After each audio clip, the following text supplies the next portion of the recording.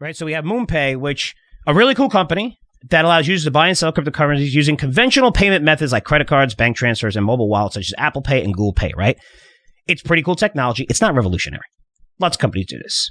Nevertheless, MoonPay is being valued at $3.4 billion after its latest capital raise. Why? Well, that capital raise included $87 million combined funding from 60 celebrities. 60 celebrities. That includes Justin Bieber, Gwyneth Paltrow, Snoop Dogg, Ashton Kutcher. You guys know the names on this list. Chainsmokers, Drake, Eva Longoria, Jason Derulo, who puts his name in every single song he sings, Kate Hudson, Paris Hilton, Matthew McConaughey, Shawn Mendes. You know, just huge and influential names. So, Dan, I'm going to ask you, how do you think this is going to play out? Similar to Coinbase's IPO.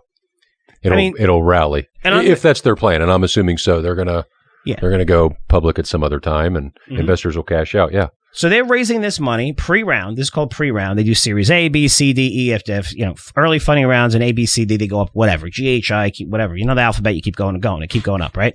So now they did a capital raise, and it's recent, and good for MoonPay, right? You raise money, but here's how this is going to play out. And there's nothing. See, the problem is, everything they're doing here is perfectly legal. Yeah, that's exactly right. And here we go. And here's how this is going to play out.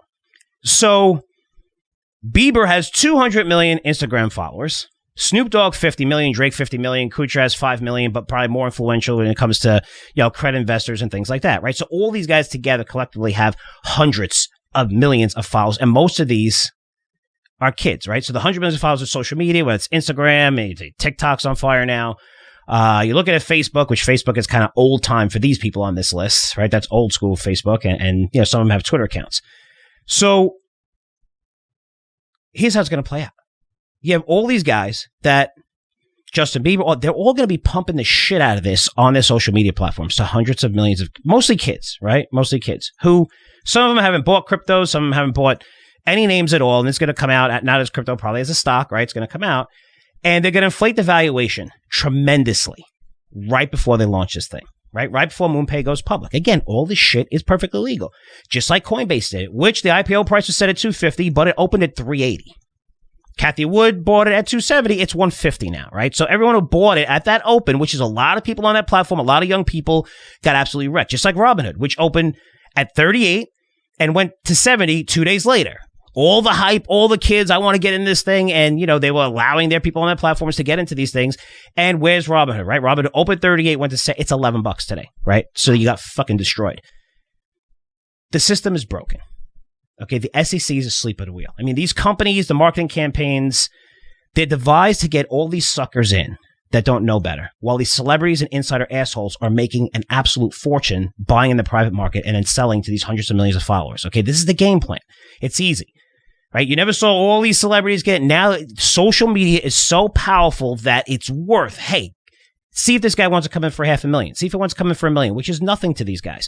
And they're getting, if you look at all of these IPOs recently, you have to see the influential names that are in, even at Coinbase when it comes to Ashton Kutcher and where they're getting into these things, but they're able to get in so cheap, and then they'll use that influence to get all these people to buy the shit out of it and make it so exciting when it comes out. And then all these kids and young investors who don't know better, and you could say, well, it's their fault they don't know better. Well, you know what? They're following you.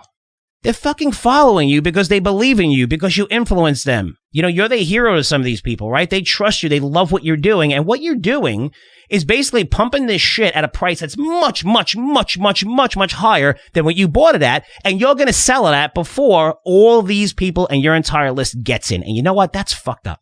I'm sorry.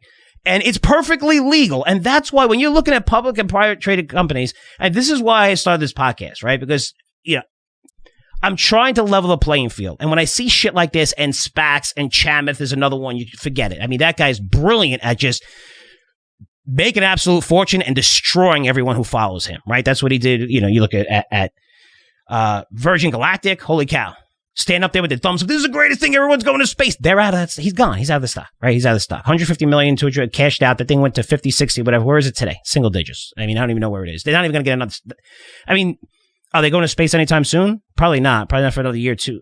How many people are you going to get up to space, even if they pay $1 million each? And you're looking at a multi-billion-dollar valuation of a stock that's generating, $2 million in sales?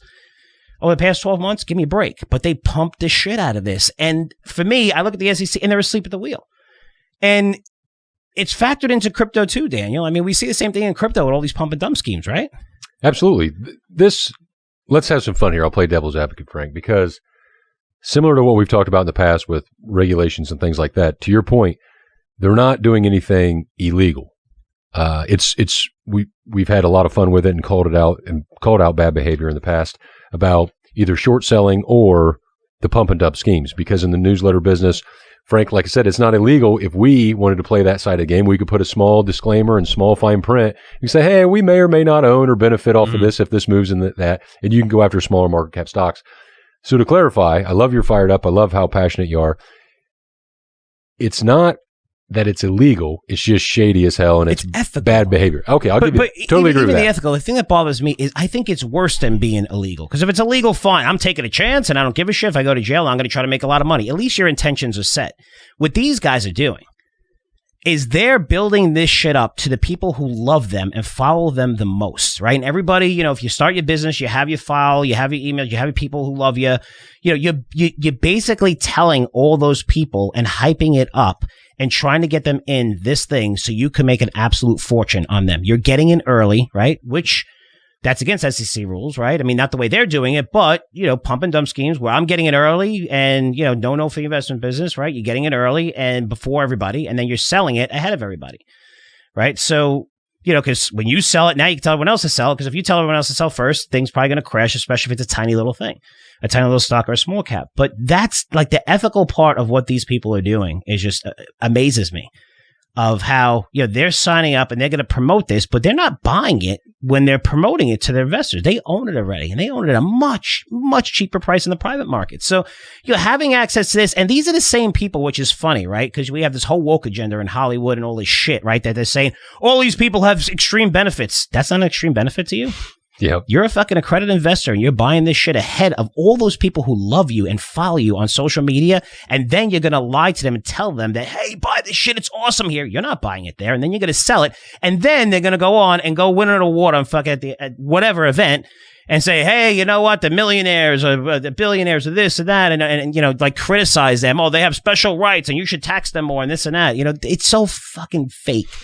And that's what I really hate about it. That's why I'm so emotional about it. It's, in crypto, we look at Dogecoin, right? Dogecoin was trading at 0.0009, right? In January 2020, 0.0009.